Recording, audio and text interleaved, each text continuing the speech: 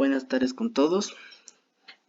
Somos del grupo número 4, integrado por Melanie Chico, Antonio Dominga, Lady López y mi persona Diego Rivera. A continuación vamos a determinar las ecuaciones de movimiento para la máquina de Atwood. Esta máquina fue creada por George Atwood en 1784 con el fin de analizar el movimiento uniformemente acelerado. El dispositivo consta de una polea, una cuerda y en sus extremos dos masas. Entonces, para este ejercicio, la polea es un cuerpo rígido y M1 y M2 son partículas. Además, a M1 se ejerce una fuerza F paralela al eje X. Primero colocamos el sistema de coordenadas en el centro de la polea con el fin de que sea independiente y completo. Por otro lado, tenemos los grados de libertad, recordando que tenemos un cuerpo rígido y dos partículas. Para las restricciones, tenemos que en M1 y M2 solo hay un movimiento en X, por lo que tenemos 4 restricciones. Y para la polea, al ser un cuerpo rígido y girar solo alrededor del eje Z, es decir, saliendo de la pantalla, tenemos 5 restricciones. Además, recordemos que si M1 se mueve una distancia X, es la misma distancia que se moverá M2. Y así tenemos el total de 10 restricciones y 2 grados de libertad. Para la resolución por el método de Lagrange, sabemos que debemos plantear esta ecuación. Entonces, para la energía cinética, sabemos que es la sumatoria de la energía cinética de cada uno de los cuerpos. Y considerando que la velocidad que nos daba de dato al principio es igual a omega por r y igual a x punto, entonces digamos desde esta expresión para la energía cinética de todo el sistema. Por otro lado, para la energía potencial gravitacional de todo el sistema, se considera únicamente la masa 1 y la masa 2. La polea no, porque no se está trasladando, solo está girando.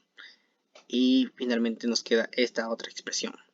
Reemplazando cada uno de estos en la primera ecuación, podemos decir o llegar finalmente a esto.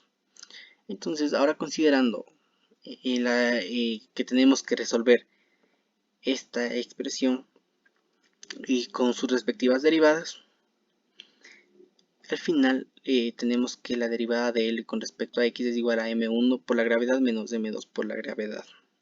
Reacomodando todos estos términos, tenemos que nuestra ecuación de movimiento es igual a toda esta expresión. Por otro lado, para la resolución con el método de Newton, primero vemos el diagrama de cuerpo libre para M1, que es una tensión, el peso y la fuerza ejercida. Realizando sumatoria de fuerzas en X, tenemos la expresión 1. Para la masa 2, solo existe la tensión y su peso. Realizando la misma sumatoria de fuerzas en X, y tenemos esta expresión número 2. Por otro lado, la polea.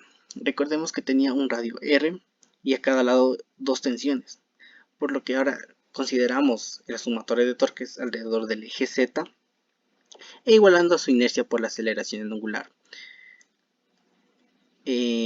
También debemos acordarnos que la aceleración angular puede ser relacionada con la aceleración y el radio.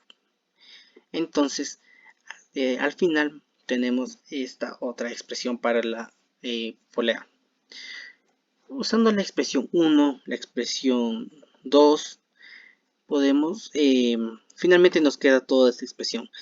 Vamos a reacomodar esto con el fin de llegar a la otra ecuación del movimiento, que al final es esta. Entonces, como podemos ver, esta expresión es igual a la expresión determinada por el método de Lagrange, que sería la ecuación del movimiento de nuestro sistema. Recordemos también que teníamos dos grados de libertad, es decir, necesitamos dos ecuaciones. La primera es la presentada ahorita, la que calculamos ahorita, y la otra expresión es la que es la solución trivial, dada en el eje Y, pero no, en este caso no la colocamos. Y ahí tenemos que nuestro sistema también es holomónico. Como dato extra, la máquina de Atwood también puede ser usada para determinar la viscosidad de un fluido. Esto lo explica en este video colocado en nuestra wiki.